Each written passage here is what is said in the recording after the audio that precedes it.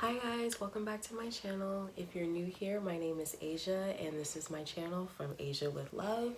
Welcome to my February vlog. Happy 2020 to everyone. I know it's been a long time since I saw you guys. So sorry, but not really, because I actually took some much needed time off for the months of December and January, so I feel very well rested and I feel very confident going into the month of February because I have a couple of things for you guys for this month, which I really think you'll like because I'll be putting out more content for this month and staying consistent with it.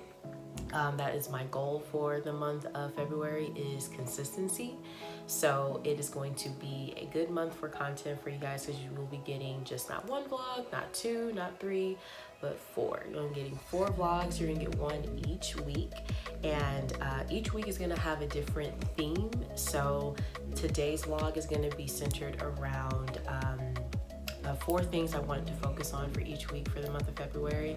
First week is going to be reading. So I want to share with you guys some of my favorite reading material or books that I just really like and authors that I enjoy over the past couple of years, and then as well as if you have any recommendations for any authors that you want me to read, especially people of color and women of color in particular.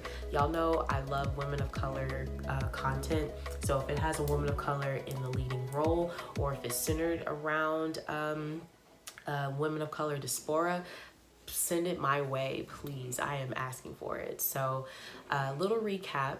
For the month of January, I started off 2020 with the mindset of just something that clicked. I am a lot more grounded and centered around my purpose now. I feel a lot more at ease because I came to terms with the fact that my life means a lot more than me having to feel as though I am stretching myself too thin for everybody else. I am a people pleaser all the way. I live to please other people because I want to make everyone happy. I'm a peacemaker. I'm a Libra, so it's such a thing for us to be the peacemaker and the one that just gets everyone to get along, and it can drive you insane. And I realized I was given so many different avenues of love, going this way and that way and this way, but I wasn't doing it back here, and I wasn't getting a lot of times I wasn't getting it back in return from other people. So I realized that doesn't matter. I have to love me, because at the end of the day, how am I going to be able to have someone to love me if I can't love myself properly? So for the month of February, I just took time out to rest from my semester. I finished off last fall with a 3.5. I maintained my GPA, so I got all A's and B's. I passed every final, turned in every paper. So yeah, got through it. But I went back to work as well in the month of December, and I just knew that, okay, going back into work, remain focused and just let it be almost as if I didn't leave. And it was a smooth transition. My team missed me, and they welcomed me back with open arms, and it really, it stayed afloat when I was gone. They did a really good job, and they made it a lot more easier and more organized for me when I came back. So things have been going very well for work as well. But the month of January has been about Asia, and what does Asia want? What does Asia need? What is it that she is searching for, and how can we act upon this? What do we need to reflect about? So that's all I've been doing. I've just have been sleeping, getting as much sleep as I can before the spring semester starts in a couple of days. Been just having fun at the house. Like I haven't been going out like that either. I just have been enjoying the tranquil environment that I have at home, and just being able to come home to a clean house, a clean environment. Oh God, it does wonders. So I've been doing that all the way. But I wanted to talk to you about the purpose of this. So the purpose of this vlog today is about the reading, like I said. So today is going to be showing you some of my favorite books. Now, one series that I have been keeping up with is this one here. So it is Children of Blood and Bone by the author Tommy Adeyemi. I think that's how you say her name. If I butcher it, you know, so sorry, Tommy, but love your work. Absolutely adore you. I hope I get to meet you one day. And I hope I can make your books into films. Actually, no, I'm not going to hope. 2020 is about the power of manifestation. So it is going to happen at some point. It will. I will be a part of this project when it becomes a film. But yeah, this book is about the main character. Her name is Zelly, and this is Zelly. Now, what's different about this book is that it's not a book of regular, normal sci-fi fantasy that you always hear about or see on film. This one is very unique because it tells, you know, it really talks of our African ancestry, but this is in a whole nother, I think in a whole nother universe. I don't think it really has anything to do with any past history within, you know, our actual country, or not our country, but with Africa. But Tommy really wrote a book centered around Africans and their ancestry with magic and mystical creatures and having the power of being passed down from generation to generation. The same things that you see in Game of Thrones and Lord of the Rings, this is 100 times, you know, that. And it's with black, you know, it's with black people. And what I enjoyed the fact about it is that she is, you know, her skin is dark as night. And I, for one, I'm always used to seeing women that look like me. I know that I'm light skinned, and I know that I'm likely to be picked over a dark-skinned woman for a female lead.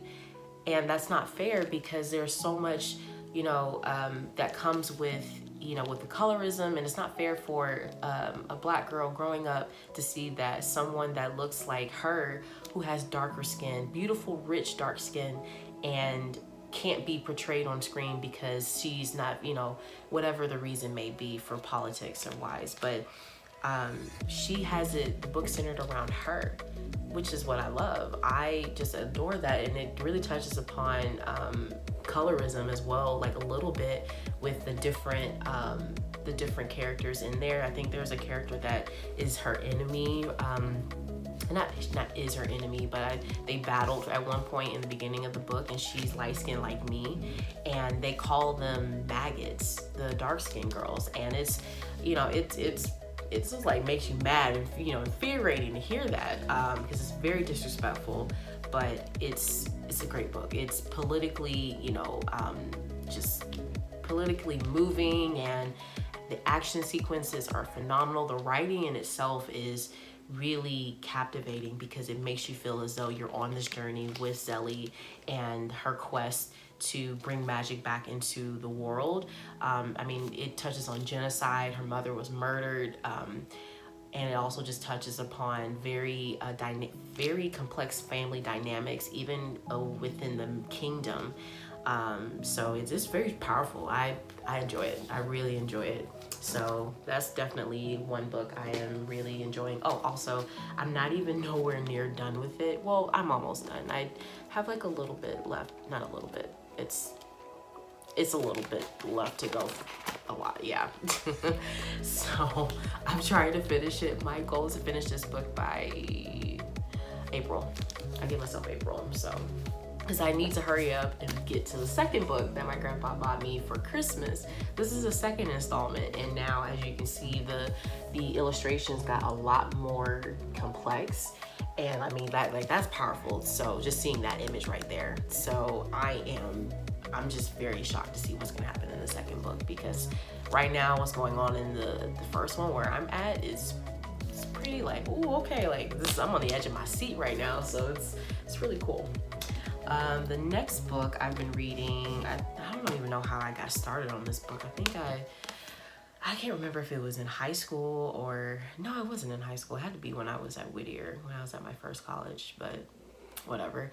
Anyway, I stumbled upon Sarah J. Maas, and she wrote these books called it's called The Throne of Glass novels. This is the third installment, and this is Heir of Fire. This book is centered around this girl, and her name is Selena, or Selena. I can't remember how it's pronounced really, but forgive me, Sarah. But this is about a female assassin, and she is her king that she works for. She is a king's champion of the assassins because she won in a tournament back in the first book and fought her way up to the top. And it's very brutal because it really touches on like, once again, genocide. It touches on the extermination of certain people and in slavery. It may not be more centered around like how with Tommy's book is more people of color, but this one I feel as though the essence of it really comes from people of color diaspora in a way. It's just, I mean, it's moving. The action is great. It touches on mystical, once again, it's mystical creatures, sci-fi, fantasy. Y'all know I'm a sucker for that. So I, for one, would love to see this as a film as well. I am hoping one day that they will make it into one, and then if not, I will, because it's a great book. It could really be one of those next big like Twilight, Hunger Games, Harry Potter. Like this could really go well if they execute it correctly. I've seen a lot of movies that Hollywood took with certain books that were phenomenal books, and they've completely butchered. And you know what I mean? And these are books that deserve to be executed very well. So this is another one that I really enjoy. And then if I haven't said it enough, y'all know I love Lord of the Rings. This is the first book I am starting, and unfortunately got water damage, but I still love it anyway.